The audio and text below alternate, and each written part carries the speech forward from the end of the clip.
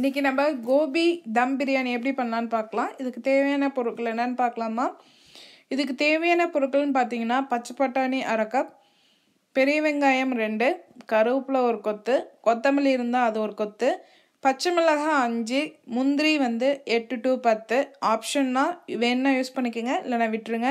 இஞ்சி பூண்டு பொடியாக நறுக்கியது 2 டீஸ்பூன், புதினா ஒரு கொத்து. நான் ட்ரை பண்ணி வச்சுருக்கேன், புதினா வச்சுருக்கேன். நீங்கள் உங்களுக்கு ஃப்ரெஷ்ஷாக வேணால் நீங்கள் ஃப்ரெஷ்ஷாக வச்சுக்கோங்க. அதுக்கப்புறம் மிளகாத்தூள் 1 டீஸ்பூன், மஞ்சத்தூள் அரை டீஸ்பூன், கரம் மசாலா அரை டீஸ்பூன். உங்களுக்கு வேறு ஏதாவது மசால் வேணுன்னா அது ஒரு அரை டீஸ்பூன்.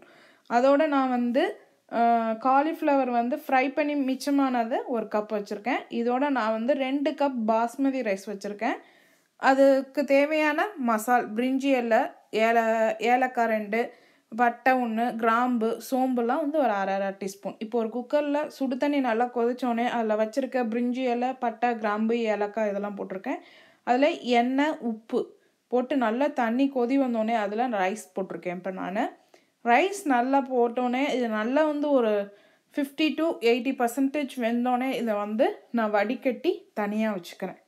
இப்படி இல்லாதவங்க நம்மளுக்கு வீட்டில் சாதம் மிச்சமாகுது பாருங்கள், அந்த சாதத்தையே நம்ம இதே மாதிரி ஸ்டெப்ஸ் எல்லாம் செஞ்சுட்டு லாஸ்ட்டாக சாதம் போட்டு வேக வைக்கிறதுக்கு பதில் நீங்கள் ரைஸ் போட்டு வேக வச்சு அது மேலே காலிஃப்ளவர் நல்லா பொடியை அந்த ஃப்ரை பண்ணி அதை போட்டு நீங்கள் கொடுத்தீங்கன்னா பிள்ளைங்களாம் அழகாக சாப்பிட்ரும்.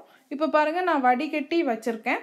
இப்போ இதில் ஃபஸ்ட்டு ஒரு அந்த பேனில் நான் நெய் விட்டு இதில் இந்த பொடியை நறுக்கிய இஞ்சி பூண்டு, காய வச்ச புதினா, பச்சை மிளகாய், முந்திரி போட்டிருக்கேன். இது நல்லா கோல்டன் ப்ரௌனுக்கு மாறணும். மாறினதுக்கப்புறம் நம்ம வெங்காயத்தை போட்டுக்கலாம். இப்போ நம்மளுக்கு மாறிடுச்சு. இல்லை வெங்காயம் போட்டுக்கலாம். வெங்காயம் போட்டதுக்கப்புறம் நம்ம உப்பு போட்டுக்கலாம். இப்போ வெங்காயம் போட்டாச்சு. வெங்காயம் போட்டதுக்கப்புறம் இதில் நான் உப்பு போட்டுக்கிறேன்.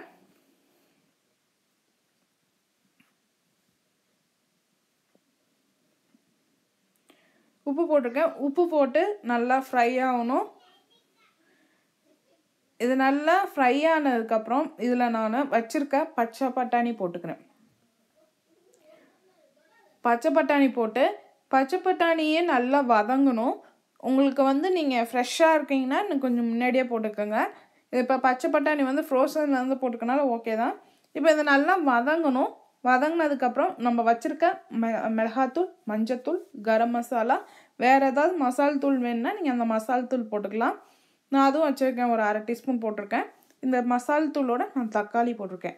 தக்காளிக்கு பதில் நீங்கள் பாதி தயிர் பாதி தக்காளி, நான் 1.5 தக்காளி போட்டிருக்கேன். நீங்கள் அதில் ஒரு 2 டீஸ்பூன் தயிர் விட்டு தக்காளியும் வேணாலும் போட்டுக்கலாம், அரை தக்காளி.